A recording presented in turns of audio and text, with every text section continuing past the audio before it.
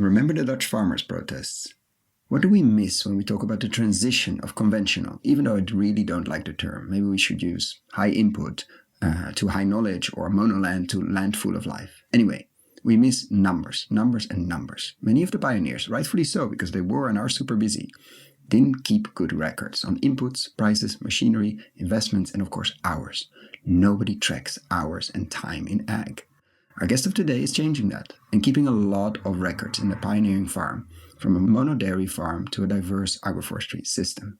What does it cost per hectare, and how long, and what kind of offtake do you need? And they found, with a minimum of €50,000 per hectare in the Netherlands, you can transition in about 7 years to a diverse perennial agroforestry system, only counting wholesale prices, offtake, and counting all your hours and paying a fair wage.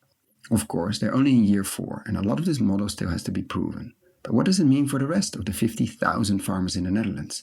What other types of regen systems can they apply? And we need about 150 billion to transition them. That sounds like a lot of money, but also sounds very doable. So let's find out in an episode where we share very openly a lot of numbers.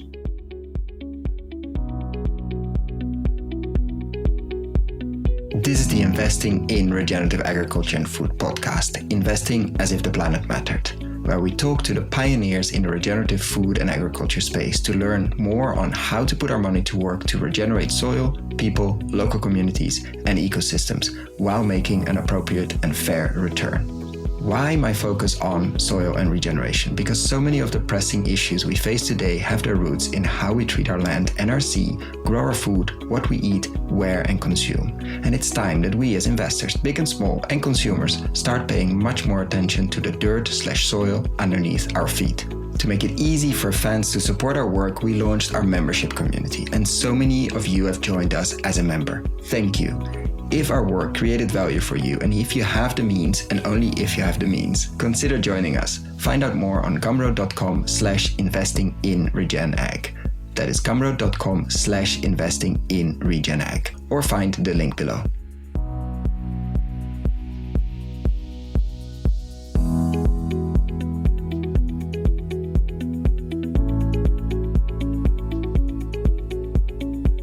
Welcome to another episode, today with Maarten van Dam, who is a farmer, investor and entrepreneur in the regenerative food and agriculture system and a true pioneer. We're sitting here inside with a beautiful view outside, which we're going to describe because the weather is not our friend in terms of being outside in this spring/summer day today. It's a beautiful place. We've walked it actually with Matthijs of Wilderland just before, so if you want to hear a lot of the birds, the bees, the biodiversity, definitely listen to that one. It might be out at this stage already or a bit later, but you can hear the outside, but now it's raining a bit too much to do that, so we're in a very comfortable chair. Maarten, thank you so much for being here. We never really connected, sat down and talked, so I'm very happy we're doing that now, even though we've been in similar circles and nearby circles for a long time. And so I'm very curious about your story, because I don't know too much about it actually, and how you rolled into the regen space. So I'm going to start with a personal question we always like to ask, is what brings or what makes it that you spend most of your awake hours and minutes thinking about regeneration and regenerative food and agriculture systems? How come regen is such a big part of your life? Well, thank you. And it was about time to connect a bit more. An interesting question, and I think it started in my youth. Born and raised in Rotterdam, but always being taken to a farm we as family were highly connected with in Zeeland, the southern part of Holland. A big arable farm, 1,500 hectares.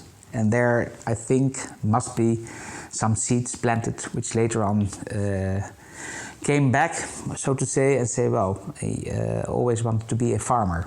And then from, let's say, more the conventional farming turned into more the regenerative part of it, and that I liked it even more. And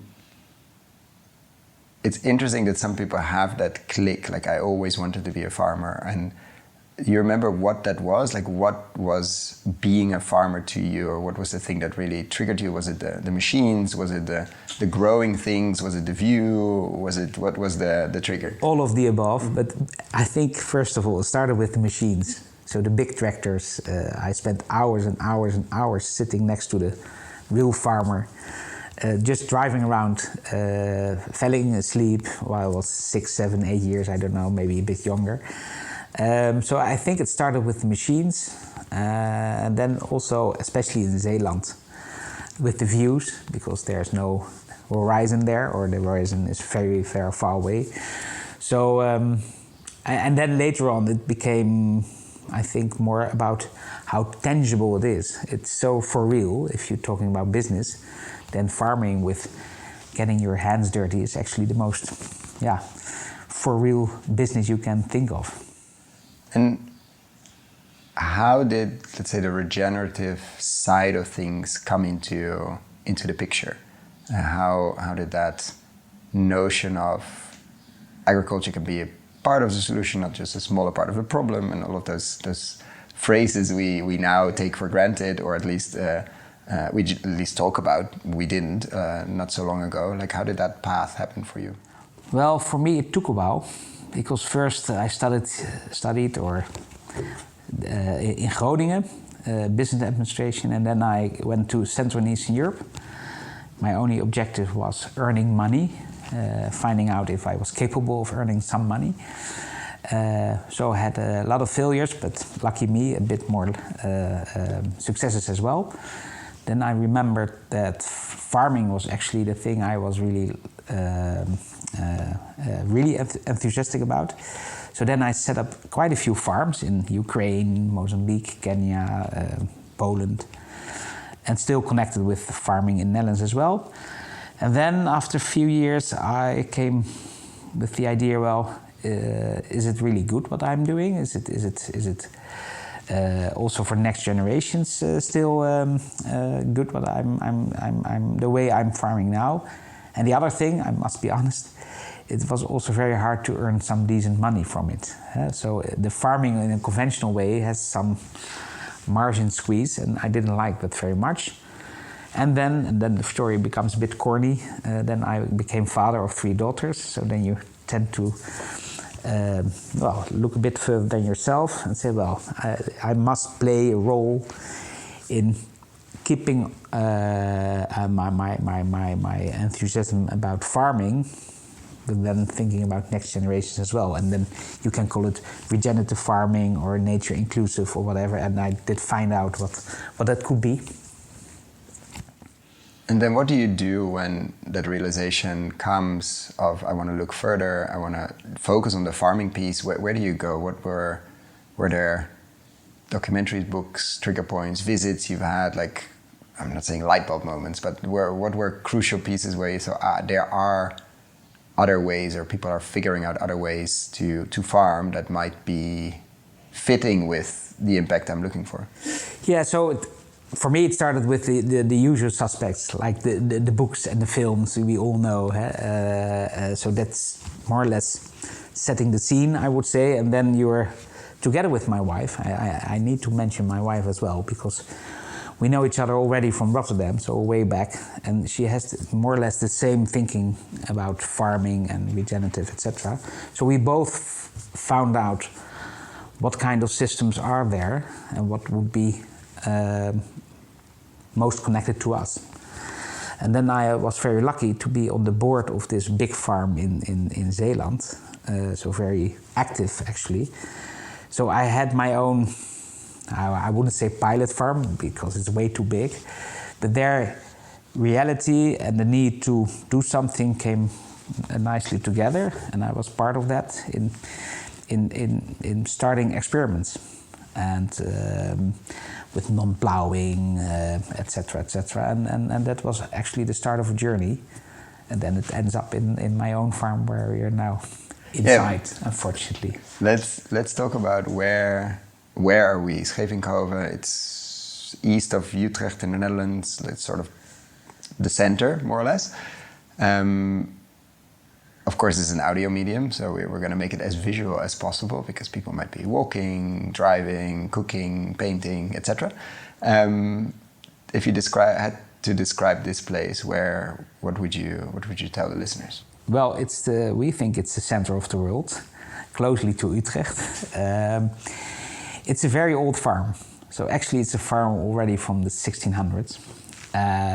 Beautiful house, by the way. It's a beautiful house, originally built as a hunting lodge, but there's always been some innovative thinking on this farm for the last 400 years. It's even in the name included, so Schevichoven. The word Schevik is the Dutch word for vlas, that's in Dutch. I don't know what the English word is. Flex? Yeah, flex. Yeah. Flex. It's So it's like a hennep, flexes. No, I'm not sure if that's. It's a hemp. It's a fiber. Fiber you can use for fiber crop. a lot of things. Yeah. So back then already. Yeah. So and then a lot of things happened here. And if we look at the farm now, it's a beautiful farm of 20 hectares. 10 buildings. Some are more nice than others. My mother-in-law lives here as well, my parents, so now and then, and I with my family, 3 daughters and my wife.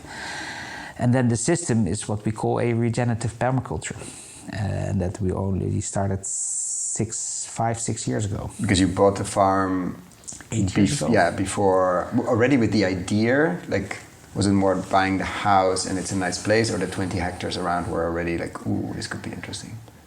A bit of both. So the first objective was living outside, but then we have some ideas about living with 3 generations, having more activity at home instead of far and away. Yeah, because the danger is living outside, but seeing the house and the outside only in the weekends, if you have to always be commuting somewhere, which I think many around here, it's a beautiful area, but I think many of the nicer houses are empty during the day or not quote unquote productive. I think productive is not the right word, but but it was like consciously, intentionally to be more here as well, not just in the evening and the weekend. Yeah, and that was more than a nice to have. Yeah. And looking back, there was some logic in it, and when you're right in the middle of it, you think, well, it's happening, but the objective was indeed to have an active farm with active people and active connections and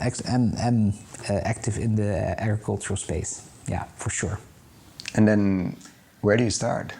Because there are so many options. I mean, yeah. What was planted here? Like, if we imagine when you bought it, what did it look like? They were just removed, but there were 800 pigs and 80 cows, and then you have grass and corn.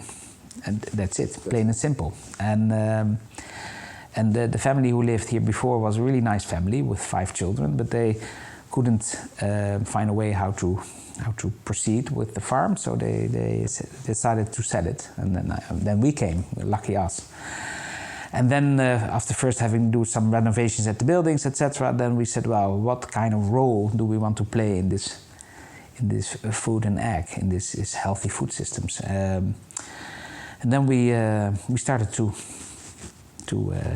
look around, and lucky for us, we spoke to a lot of people, but especially the talks with Taco Blom and Chef Van Dongen, who are for us 2 really nice guys who spoke our language, so to say. They really give a bit more direction what kind of systems are there and where to choose from. And actually what they said, well, have a look at the soil. First start at the soil. What is the soil capable of? And then connect it with your motives. And then it needed to be a regenerative permaculture. That was just the outcome of looking at the soil, connecting with motives.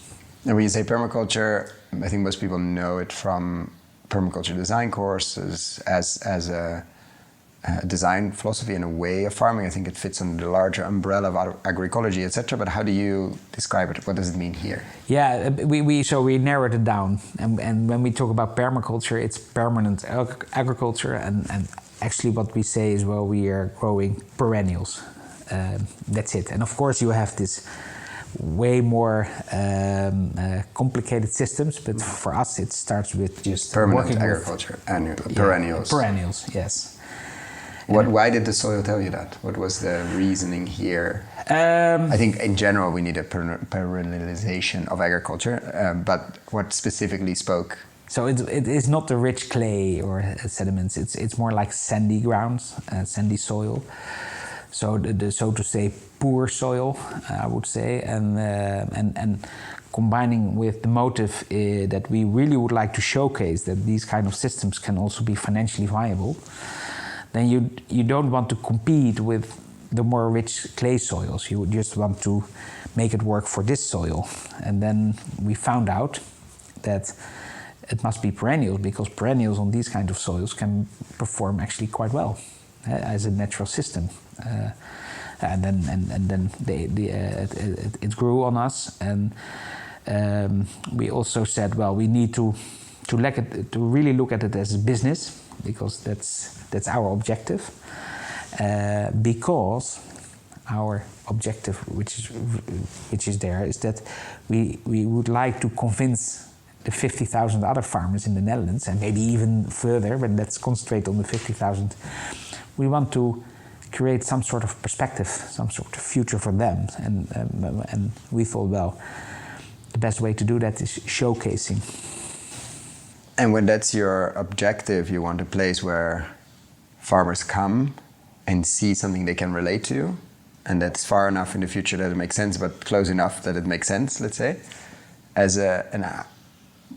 How do you do that? Because what we see outside here, and we'll describe it in a bit, is a complex system, a lot of trees, obviously perennials, a lot of trees, like it's very different from the neighbors and very different from what was here before. Like how do you make sure you can connect to the conventional curious, let's say? Yeah, that's hard work on the one hand. On the other hand, a bit with my background having farmed in a conventional way, it gave me some sort of credibility. So the farmers said, well, let's give him the benefit of the doubt and listen to his story. And we invite a lot of people here. So I think we have about 3,000 people visiting us every year. And lucky us, a lot of them are farmers. They're willing to invest some time to come and see and listen. And then it sounds a bit silly, I would say, but we tend to speak about the numbers quite soon with them. Mm-hmm. Just talk about euros, kilograms, hours, interest rates, whatever, and then it resonates easy with the worries and other things from the conventional farmers, and then you start talking. So let's describe what we see outside and what you have planted with the team. What are the systems you currently have in the ground, on the ground, above the ground? Let's say, what should we imagine if we walk around here? Of course, through audio. So close your eyes. No, well, so this regenerative permaculture of us is like in 3, 4, 5 layers. We planted about 40 different crops. And per crop about 2-3 different varieties, so quite diverse. And it starts with the perennial herbs. Then we have a big group of perennial vegetables, so multi-annual vegetables.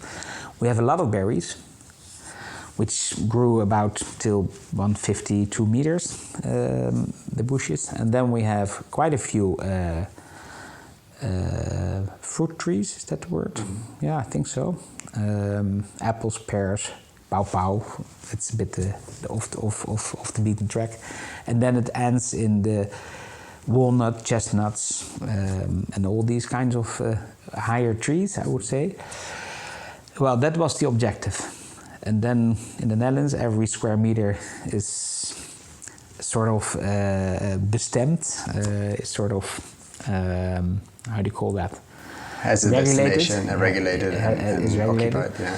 So then you need to compromise with your neighbors, government, municipalities, whatever, and then it becomes a bit of a compromise system, and that's what we see. So in fact, it's quite low. So high trees are not rarely here, because you have all these kinds of regulations. So there's regulation on the height of trees that you For sure. So some areas, they are not allowed to go up further than 1.5 meters. Some areas are not allowed to go up to more than 3.5, especially the 0.5. It's quite silly. And you have areas where it can be 5.5 meters. Crazy. Have you figured out why? Like what is? Who came up with that rule? But is it for view? Yeah, it's a view. Some trees were not allowed to that the roots go deeper than, I think, 30 centimeters or something. So then it's also some sort of restriction. Before here, there was some fields with corn, and corn can go up to, I think, 3.5 meters. So then it was decided 3.5 meters. It's pretty random. But you have to play with most of those rules. Yeah, just comply a bit, be a bit naughty, because I don't think... Nobody's going to check. Not really, and otherwise we will find a newspaper and say, well, I have a nice article.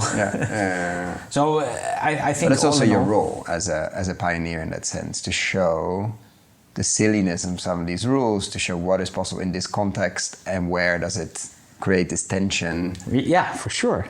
And then the funny thing is, if later on people come from government and ministers and all these people who are making policies, and if you explain them a bit in a funny way, because that's easier to grasp, say, wow, it can't be true. I say, well, I'm sorry, but it is very much true. It took us 27 investigations before we even were allowed to start. Yeah. But you did. And then talking about the how do you, because I don't think there are too many diverse agroforestry systems in the Netherlands, or perennial systems in general. You say we talk about the numbers pretty quickly. How do you even model for this? Like, how do you, for 40 different crops with all the different varieties, like how did that puzzle look like? Or how does it look like now? But let's say when you began and designed it, how does a cash flow model work? Or how does it? Yeah, so we started with a model. Yeah. For good or for bad, I don't know. But X kilos after X years. X kilos, trees per tree, and very, very precise. And then with the model, we went to our biggest critics, and we went to the biggest believers, say what can be true. And then in the end, we say, well, this must be it. And the model said, and we always make the joke, Excel says, because then it's not us, but Excel, that it would take 7 years to go to a full-grown system, also on the financial side. But before that, it became clear that it was quite an investment to start with. So we came with numbers, and we are happy to share numbers, because we think that's the only way to convince others that these might be the numbers. Yeah. And maybe it's just us, but people can learn from it. Yeah, we don't talk enough about numbers. Well, I agree. I fully agree. And if the numbers are good or bad or right or wrong, but let's try to create some facts and figures. So we came to the number, first of all, that it would take an investment of 100,000 euros per hectare on top of the hectare itself. Buying itself, okay. Yeah. Of which half of it was to set it up, and the other 50,000 to compensate for the loss-making first 5 years. So half of it would be 50. Labor, seedlings, losses, replanting, irrigation, the whole preparing the beds, etc. On a hectare. Yeah. And then the other is basically bridging the first 5 years before the system starts to produce. Yeah, so it starts with maximum loss. Basically, no income. Like basically no income, except if you have wilder land, something that comes in. Only the herbs. Yeah, only the herbs are the first movers. One, and maybe a bit the vegetables as well, but maybe after 2 or 3 years with the herbs. Okay, but that's a financial question. So did that scare you, that number, when you first saw that? It was more like a fact of life. Yeah, it's a big number, because all in all, with 20 hectares, you say, wow, so the hectares is 2 million and the other is also 2 million, so then you're talking about 4 million. On a relatively small farm. Yeah. And then you start speaking about the other, was it 50,000 other farmers, that becomes a lot of zeros very quickly. Yeah. So it was a bit of a brutal number, I would say, but then you get used to it. So, well, that must be it. And if you have some projections that in 7 years you have a nice gross margin per hectare, you might have a gross margin. Yeah, because what are the numbers based on, like the sales of these crops and the fruits and the veggies, etc.?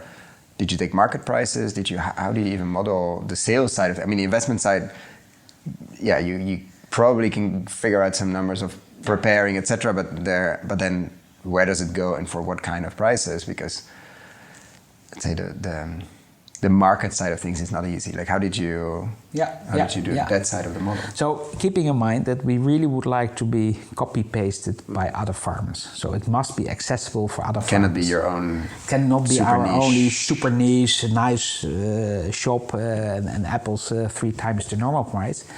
So we're really rigid in that. So we don't have any volunteers. We sell all our crops for wholesale prices. We don't have any special subsidies. We put a price on capital 3%. We put a price on land of 2%. So we try to use the actual numbers. Well, not as actual, but the realistic numbers we think. Back then, already 4 years ago, when the interest was negative in the Netherlands, but okay, let's have it. And then we said, well, now all the farmers could do the same. There's nothing special to our system, and then it should end up with a 30,000 euros per hectare per year turnover, and hopefully not more than 23,000 euros per hectare per year of costs. After 5 to 7 years. After 5 to 7 years, and actually after 7 years. So, yeah. Because there is a runway, and because before the tree is a tree, and not dying with all the rain. Quite a few trees are dying, but also there we have some built-in unforeseen replacements. So it should end up with a nice gross margin. Well, nice is subjective, of 7,000 euros per hectare per year. And people could say, well, that's not a lot. On a 200,000 cash out, 100,000 land, 100,000 others. But then say, well, okay, if you don't think that's a lot, please have a look at the normal arable farm. People are shocked, I think. And okay, shocked. What's the normal arable farm? Let's just... Well, and then I play a bit with numbers because on average, and that's also a bit of dangerous, but let's have it. An arable farm in the Netherlands has on average a 3,000 euro turnover. Only 3, so 10 times less. 2,000 cost, 1,000 gross margin. But from that 1,000 gross margin, the farmer also has to live from it. So it's not really profit. It doesn't include. It never includes the salary. No. And in our system, the farmer has a decent income of 60,000 euros per year. And that's already included in the 23. Exactly. So if you think, well, 7,000 is not enough, so okay, perfect, that's your choice. But then arable farming is even worse. The only thing is that there are in our system there are a lot of unknowns. So we need to build the proof points, and it takes 7 years. And with normal arable farming, it's the year after, right? So. Yeah, but you have to bridge. We have to bridge, but it's a finance question, and we've seen that with renewable energy. We've seen that after the proof points are there, it becomes more bankable. It becomes like there are whole different streams available. We're not there yet, but I feel and see and sense we can learn a lot from the early solar park developers or the roof developers because they've been through the same with a different system, less complex, but there's offtake, there's this, there's cost, there's maintenance. So those puzzle pieces are the same, they're just very differently shaped. And so this was the model, and now X years in, what's been the biggest surprise? Well, we knew it was not linear. So we knew it was like ups and downs and many downs and few ups and whatever.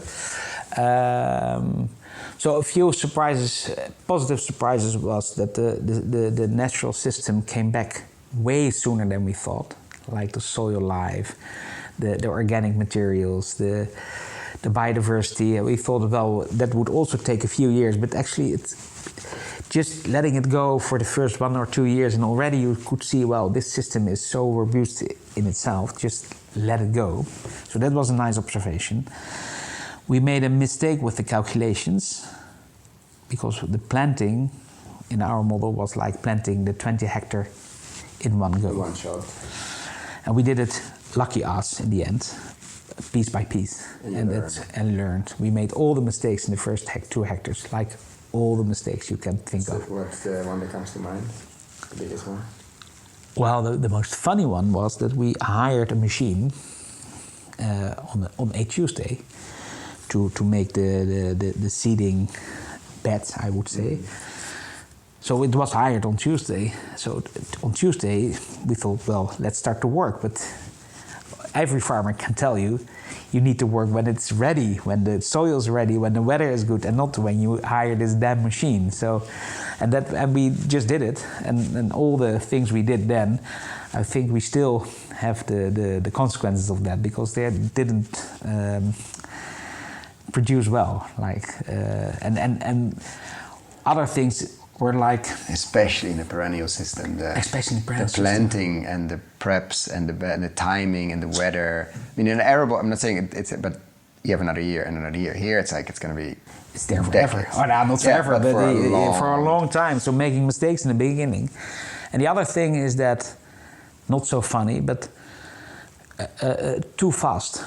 So we said, well, let's put the system there to work in all the complexity. Say, well, and then let's one go. And we came to think, well, you should build your complexity in the system in the years. Mm-hmm. Take a bit more time. What do you mean by that when you say incomplete? Well, practically, what does it mean? Maybe just first start planting some trees and later on a few more trees. So not having the whole system with the 40 crops and 3 varieties per crop and 5 layers in one go. Just maybe layer for layer. Well, that's a bit too much, but because otherwise it's just too complex, and it's too complex for maintenance, or too complex for why is that an issue? Well, because the soil needs a bit time to, I would say, recover or get used to the to the roots, right? So and in one go it leads up to a lot of unintentional consequences. For example, we really would like to have the white clover all over the place between all the things, and we just managed to do maybe half, and the other half is still grass, which is not very useful there. And we are not really able to remove the grass anymore because the trees are there, and so then you're a bit stuck to grass where you don't want to have grass. And are you now still? Have you planted everything, or are you still? And how are you doing it different? Like, what's the biggest difference from planting this year compared to 5 years ago, 6 years ago when you started? Well, at the moment we only have planted 7.5 hectares, grown to 26. So we have access to 26 hectares. Only 7.5 have been planted, and 12. So almost a 4x. You still have to do 3.5. Yeah. But we will make a big jump this year and next year. But we start with a plot which is 12 hectares. And instead of planting right away or doing something, we just said, well, maybe we should first work for 2 years on improving the soil at the right level, and only plant after that trees and berries and what have you. So we already started with the plot, but not with planting, but only with preparing the soil. Which also postpones some of the cost side. As well. Yeah. And we think, well, in the beginning, following the Excel sheet, we said, well, just be fast and start at day one. And then we came to mind, well, take your time and you will make even a quicker progress. So maybe you can still have the 7 years time frame. But 2 years later. Yeah. 2 years later, but then in year 3 to 7, it grows faster, and it becomes more like a full-grown system in 4 years instead of 7 years or 5 Which will years. be dramatically faster if you look at the Excel and if you look at the years. Like if you can shave off 2 years of a 7-year cycle, that's crazy. But with good prep, we've seen trees grow way faster than in other systems, and with the right pruning, with the right and all those lessons. And I don't think there were or are many people in, let's say, Northwestern Europe that could help you plan this in the best possible way. You probably had to figure out most of that yourself. And we have great partners. They all know a piece of the total puzzle, and But yeah, you have to find out yourself, especially for this place, with this soil, with our motives, etc., etc. This context. Context. And I think that's the best learning we have. And now the market side of things, like where are you in that cycle? Have you been, I mean, you're harvesting the herbs, obviously, and the vegetables. Where are you in the model, and where are you in reality on the market side of things in terms of fruits, etc.? Yeah, and because we are selling for wholesale prices, there is always a market. But how big do you need? Like whole also means a lot. Like how small can you get? Yeah, so then you need to find the off-takers, the buyers, which are also able to buy just little volumes. And was that difficult? Yes and no. For us, not so much, because we tend to make a lot of noise, and so also from marketing material, it helps to be connected a bit with this farm. So we found very quickly boerschappen. Shout out to Stijn. Yeah, sorry? Shout out to Stijn. Shout out to Stijn, really shout out to Stijn. And he started well, say, we will just buy everything you produce. But that's a nice way of starting, right? In reality, okay, then you still need to work a bit with that. And this year, next to boerschappen, we are very proud to have Crisp on board. Online supermarket. Netherlands, yeah. Netherlands, and quite a big company already in 5 years.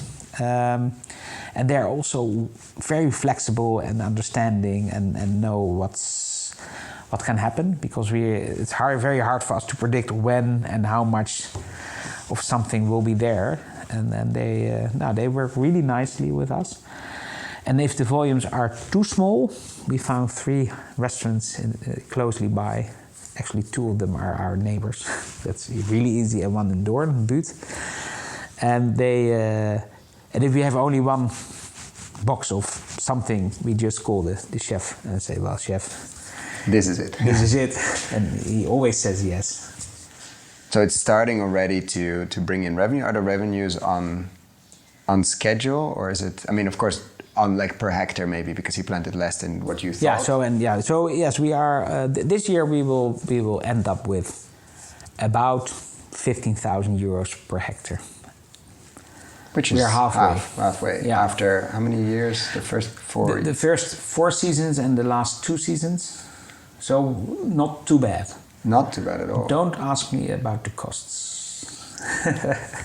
Because the cost is a bit more complicated. Yeah, why? Probably you will ask me, yeah.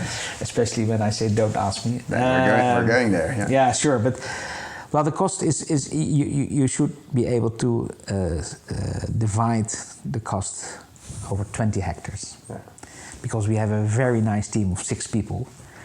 But that's not 6 people for the 7.5 hectares now. That's 6 people working towards 26, but they are already having full-time salaries. Yeah. So the cost is not very much in line, but that has more to do with onboarding new hectares. And how have you been able to finance that? Well, we really would like to be out and visible, so we decided to have 1/3 of the financing needs, about 1.5 million, to organize with crowdfunding, and we managed to do so. So 700 crowdfunders, on average 2,000 euros per person. Great. Ambassadors. It's a grant, it's a loan. It's a 10-year loan. 10-year loan.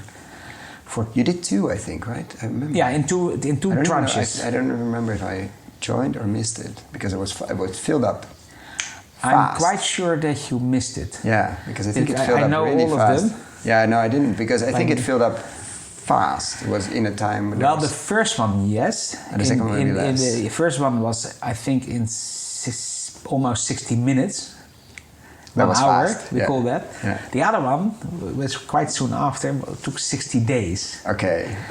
There was a bit less excitement or something. Well, we managed. It's a 10-year loan. 10-year loan, 2.8%. Wow, yeah. Of which a percentage goes to the platform. So for that time with negative interest, it was fine. Now you could argue it's not that much, but on the other hand, in agriculture, and also with a collateral. Yeah. So in 10 years we will just repay the loan, one way or the other. And then we have found another 1.5 million with, we can't call them fools, friends, families, but let's say call them informals. The Fs. The Fs, the bigger tickets, I would say, let's say 50,000, 100,000, 150,000, something. Same conditions or different? No collateral, 3%. So. Yeah. Also 10 year. Also 10 year.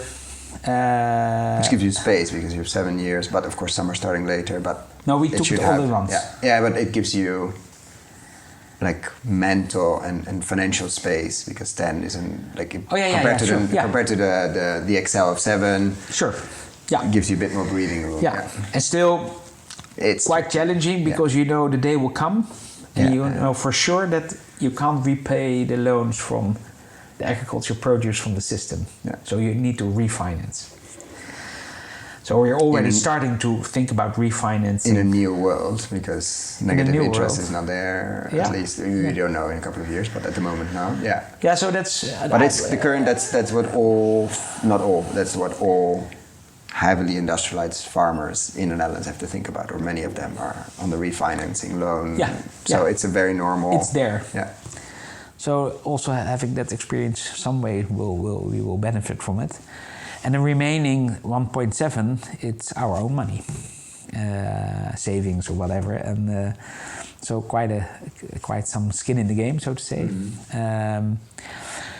And we share these numbers because, like you just said, all the farmers need to deal with that. If they want to go into transition, then somehow you need to refinance, you need to think about other structures, and banks will come, but not as first movers.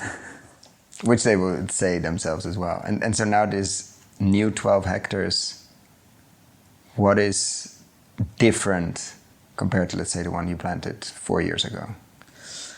So we still need to plant it with the real things. Now we are just improving the soil. But what's in your, like, what are you planning to do different? Like, what have you learned? Oh, well, we learned a lot about the varieties we would like to have. What works here? What works here, and it's more or less the same land. It's a bit more there. Or, there is not... more Maarten to the is west. pointing, Yeah, 5 kilometers to the west. So we are trying to set up the same system, the same crops, the right varieties, maybe a few less than 40. I think we will go back to more like 30. That's already quite a puzzle. I think for that system we will go more to the, hopefully, because we need the permit, more to the trees and the berries and less to the vegetables. And yes, we will keep on doing the herbs.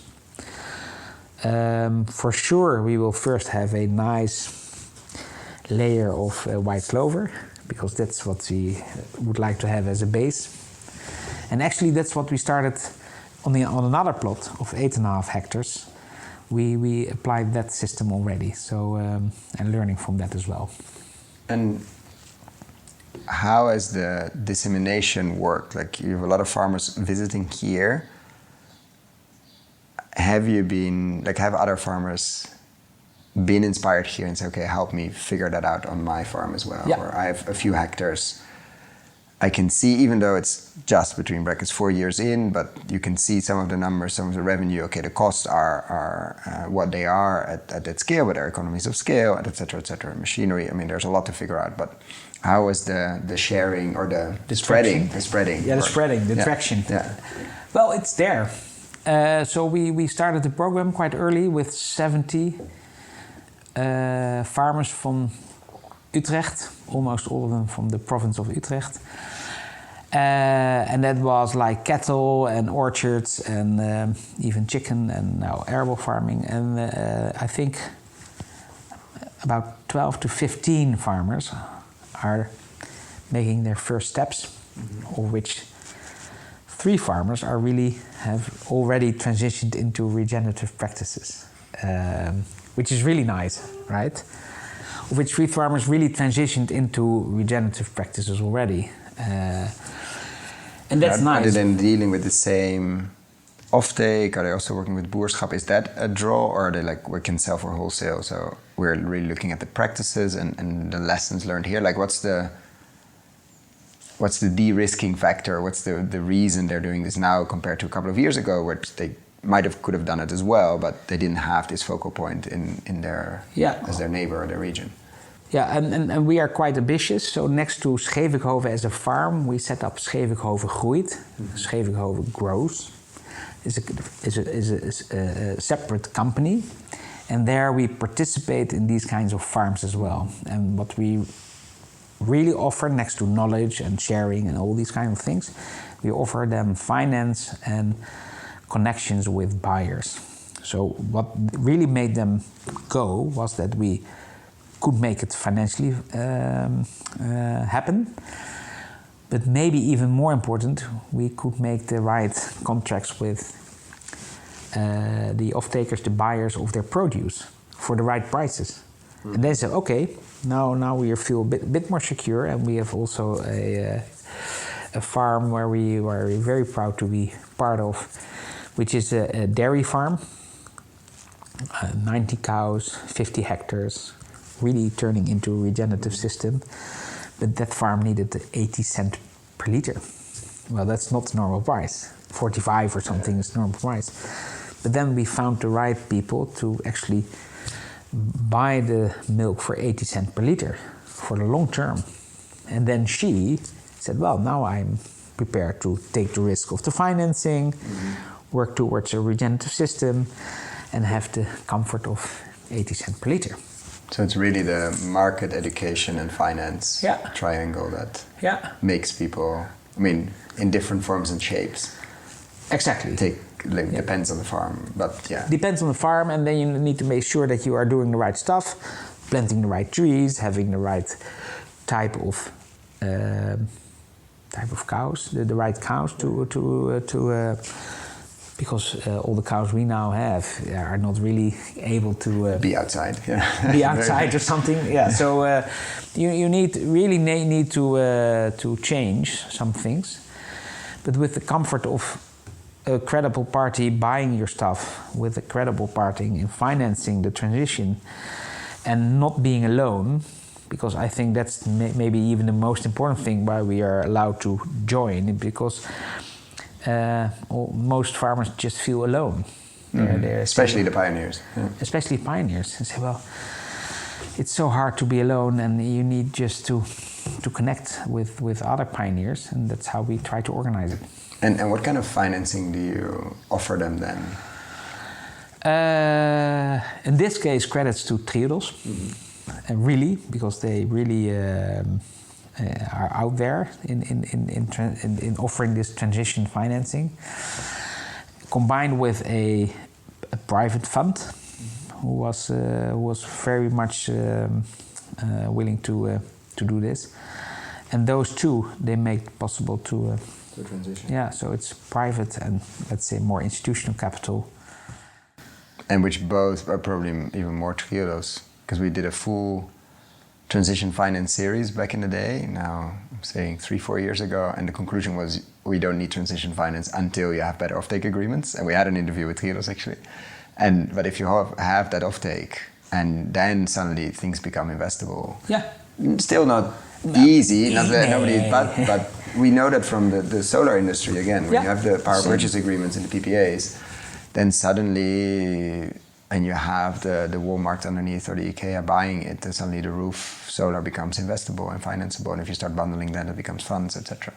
And what's your goal there with Schevichoven Groeit do you see that morphing into a fund? Do you see it morphing into other things? There's consultancy, obviously, there's participation, education, offtake. It's a lot of different things. And we aim for participation. So of course it can be a bit via consultancy or something, but in the end we really think, and it's also a bit with us how we like to operate. We really would like to stay to be next to the farmer. Meaning you participate in the financing, or you participate in the farm? In the farm. And well, we decided to go there starting this year. Before that, it was more like consultancy, but consultancy and sending invoices to farmers, it didn't feel right. It was not us, and then you need to keep track of your hours, and we don't want to do that, etc. So this feels a bit way more, and what you just said about the right contracts, I think that was really the trigger for a lot of financiers, investors to say, well, this business case is valid because we have these contracts. So it's, well, and then hopefully this will be a nice example for many to follow. And how difficult, do you see a lot of opportunities there, let's call it difficult, on the offtake side? Like how interested are buyers? I mean, you're very fortunate with two that are very close here. How accessible is that for others? Like how is the buying side looking at these kind of systems, but also less commoditization or decommoditization? Is there enough demand, let's say, coming to you? Never enough, no. But I'm quite positive because now the pioneers like the Vitams and the Albons of these worlds, like the big catering companies. They use these storylines also to win their tenders, if they try to win tenders.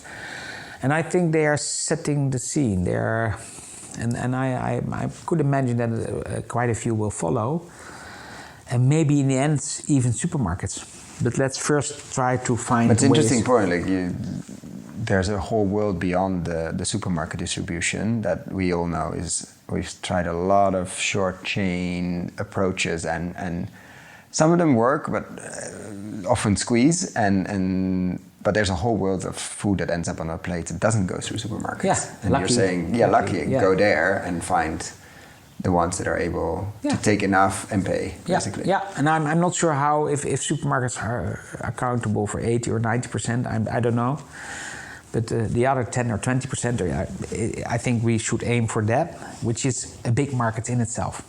So I think that's enough for the coming first 1,000 regenerative farms in the Netherlands, which is only about 2%. And then hopefully it becomes a bit more mainstream, and then even supermarkets.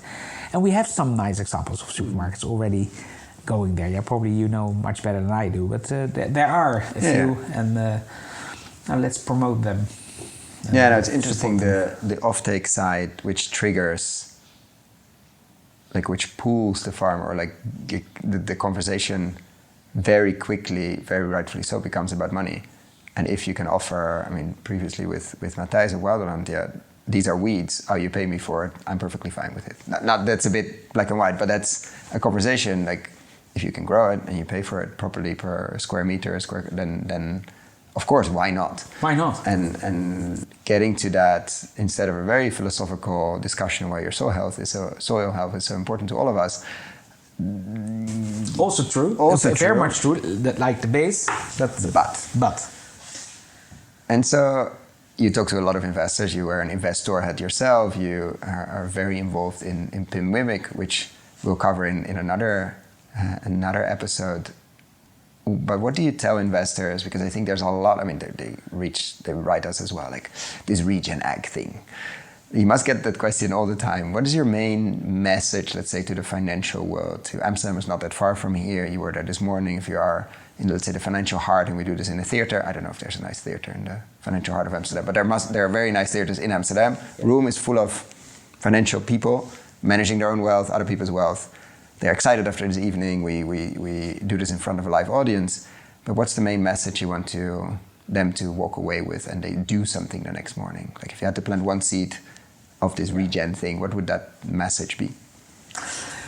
We have 3 million hectares in the Netherlands, which we call agricultural land, I would say.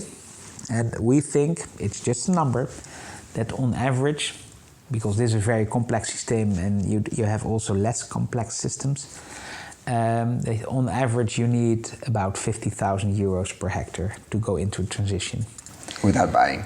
Without the buying. So that's 150 billion.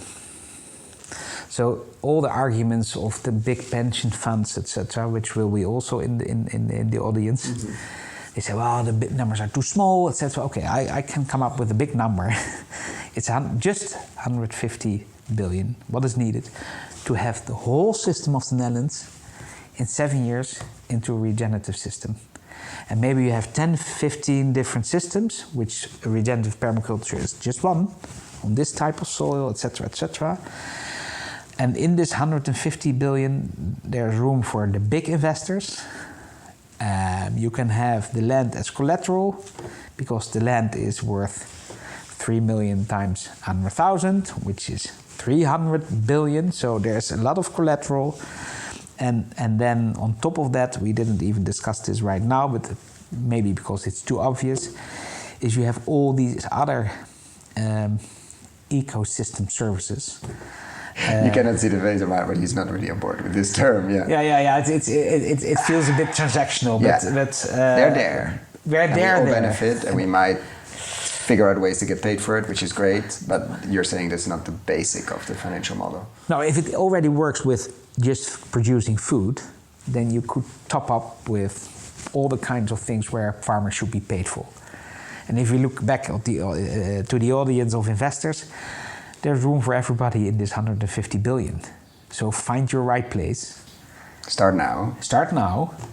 And make it happen. And of this 150 billion, if we first start with only 1.5, the first 1%, well, you will see what happens. Then it will go really fast. And I'm quite positive that will happen in the coming 1, 2, 3, 4, 5 years. And I can imagine that a lot of investors would like to be there, because then you can be proud of what you're doing.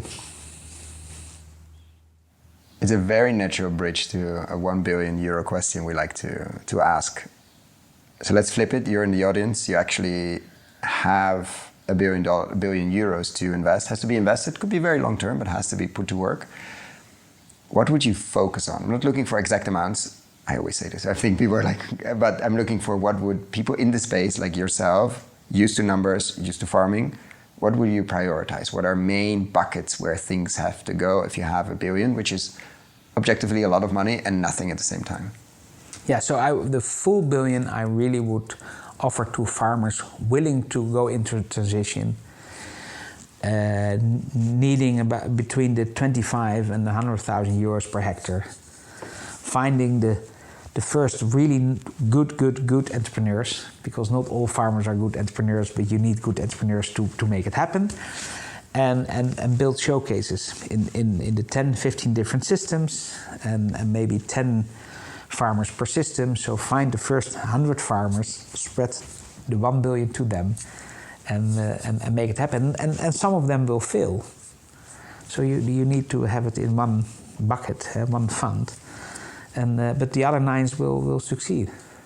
And you're saying not all farmers are good entrepreneurs. Do you see that quickly, like when they come here or when you visit, because people are approaching you for Schevichoven Regenerative and also in general visits here, like what's the percentage that's good entrepreneurs or that you get excited about, let's say, of the farmers that you interact with?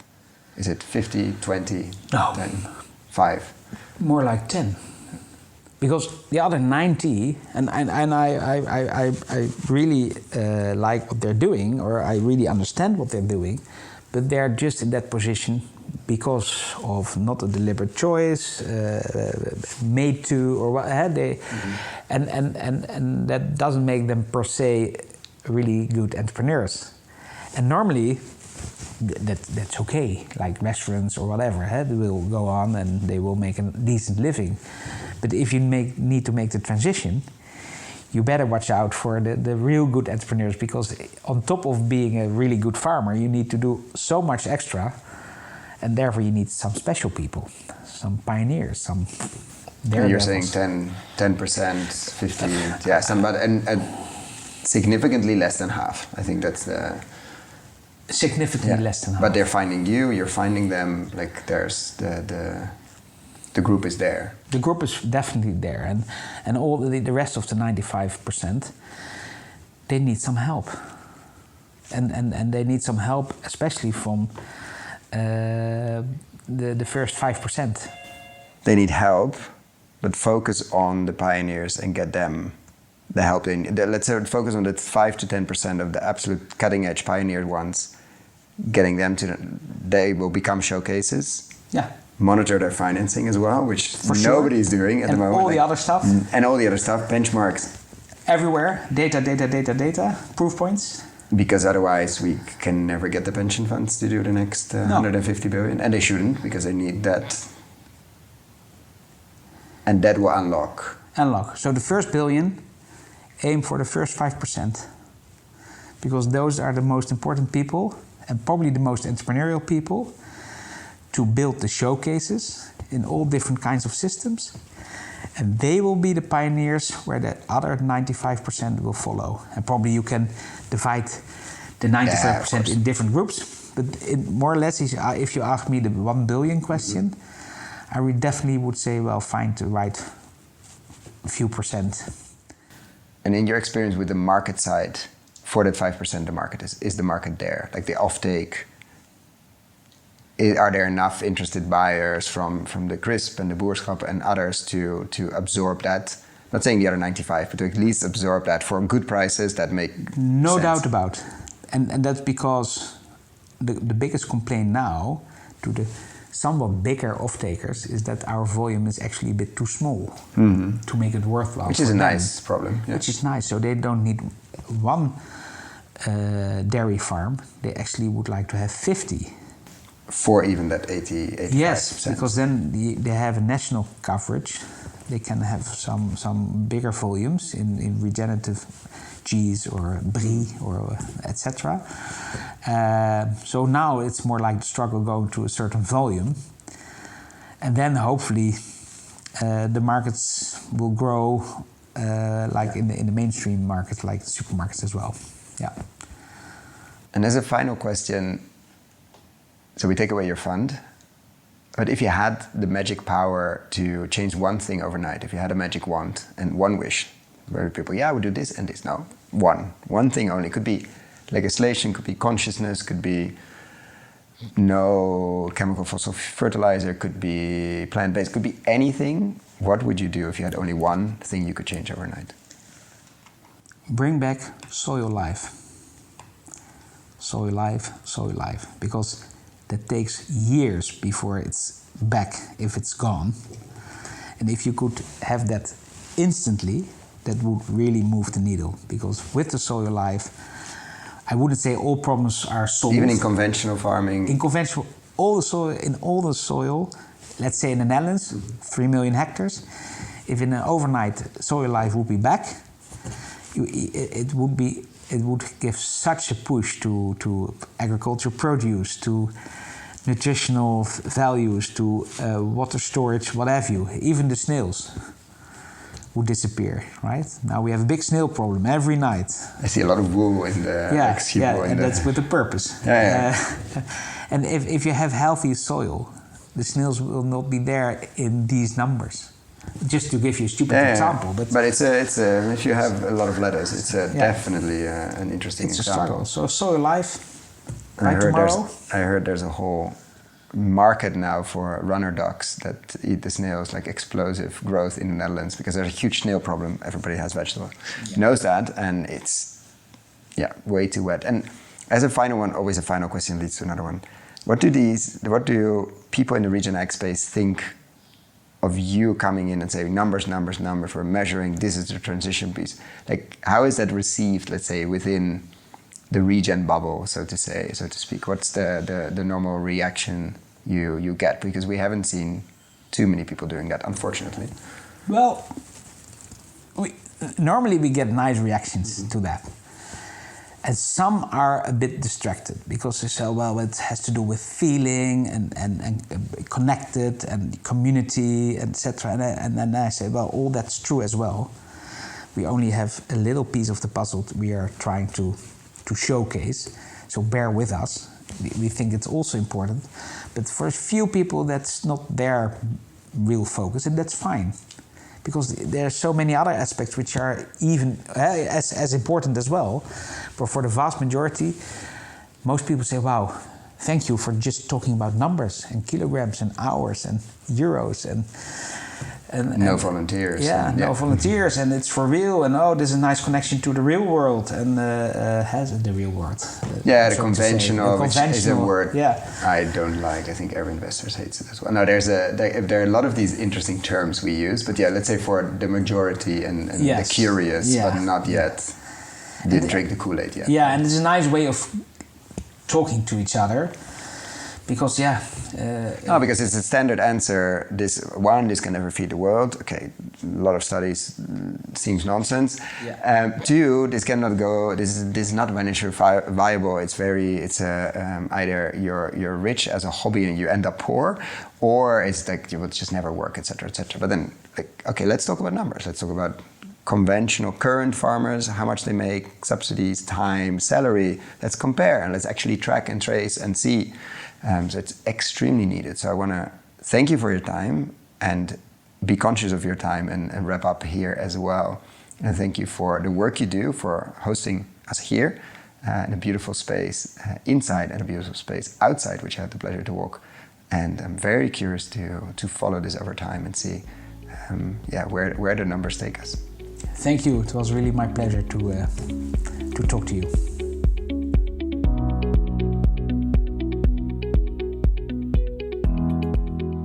Thank you so much for listening all the way to the end. For the show notes and links we discussed in this episode, check out our website, investinginregenerativeagriculture.com/posts.